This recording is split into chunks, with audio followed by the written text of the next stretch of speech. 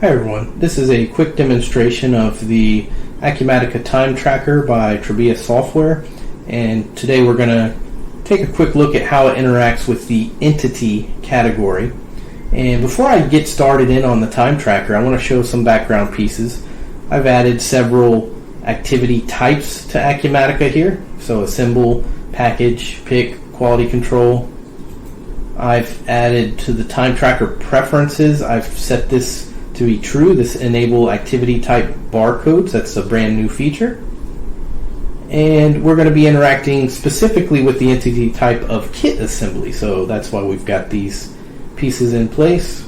And if I go ahead and clock in, the category has defaulted to entity for this user, so we've got that set up at the user profile. The kit assembly has defaulted as the entity type, also set up for that user's profile. I could come in here and look up a particular entity, and I could also select manually my activity type. First, I'm going to show how this barcode works. I'm just going to paste it in so we can look at it here first. So this KA is the prefix for the entity type. So you can use our preloaded default prefixes, or you can set those. The next 5 are for the activity type, and since 5 characters are allowed for those, we've got 5 here, but I've used leading zeros because mine are just 2 characters.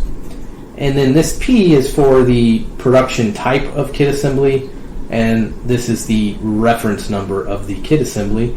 And if I just hit tab, you can see it parses that barcode out into the actual assembly number and activity type.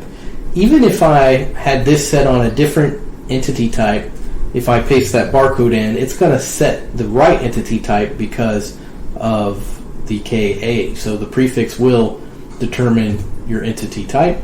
And just to show all the supported entity types, there's quite a few. You know, this is kit assembly, but you could think of something similar perhaps for cases, you know, having different activity types for a case to indicate, you know, what specific activity was being performed, that sort of thing. And let's go ahead and hit OK. So we're clocking in. I'm going to change this time back up to something like, let's just do 7 a.m. And notice my category is entity, punch type, clock in, entity type, kit assembly, the specific entity, and then my activity type of PK or picking. And my status is now clocked in. And let's move forward and do a set task. So I could scan another barcode that has the activity type for assemble. You know, I'm doing it manually, but notice how simple that is. It has what I'm already working on, and so in this case I'm just moving from picking to assembling. It's just one field I need to adjust, or I could scan a barcode moving me into that, or moving me into a completely different entity or type. And notice as I do that, this task out comes in for the PK and the task in for the AS or assemble. Now that's a long duration there because I'm doing this demo in the afternoon here, so let's change that to 9 a.m. and notice any manual changes I do over here in the tracking tab will come over here, so it shows my original time and my new time. And maybe I corrected something else, you know, so I could actually override the activity type here if I wanted to, but this log tab will show anytime that is done, and it will also show who did it and when, right? So modified by, modified date, time. It's going to keep track just of the manual entries, but I'll have a lot of those because every time I put something in, I'm trying to line it up at least to be earlier in the day here. My next step, if I hit breakout as an example, we get a breakout line down here for the time at which we executed. So here's 5:28 p.m. and it also updates my status to on break. So this is a status. You could put that into a generic inquiry, a dashboard, that sort of thing, and see what the status of your employees are. Are they clocked in, clocked out, on break, on lunch, that sort of thing. Let me go ahead and change this break time. Let's just say 9:30. And I'm going to hit break in. And let's just type in 9:45 a.m. and let's move forward again. So we're going to move forward in our kit assembly. We're going to move towards QC, which is here. We're going to hit OK. And I'm also going to change the timing here to something like 11. And let's do our lunch out. So our lunch out will show us on lunch. And let me change that. We'll say we went to lunch at 12. And let's lunch in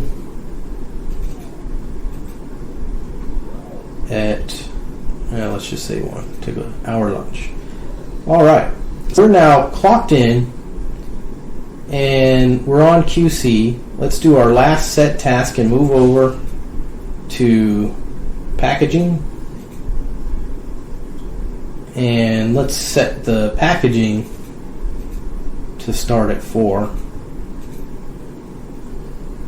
And then let's clock out. We basically got our entire day in there, right? So we're clocking out here. It happens to be exactly 5:30.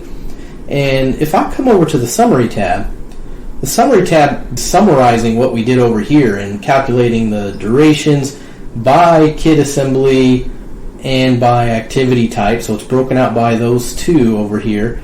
And I could have been completing as we went. If you complete on this grid, it doesn't complete your document. It won't let you complete unless you've got an out to the particular entity as an example. So, if I had not clocked out, I wouldn't be able to hit complete on that last one, that packaging, right? But since I clocked out, it'll let me complete all of them down here or up here. And if I do it up here at the header level, it also completes the document itself. So this document status moves over to the completed status. I've got time activities now generated over here. If those have not been released and I need to correct something, I can just simply hit reopen and we can now go ahead and make that correction. I can also edit this description. That'll flow to the time activity. I can also put notes over here and those will flow to the time activity as examples. So let me go ahead and hit complete again. And we've now got our time activities over here.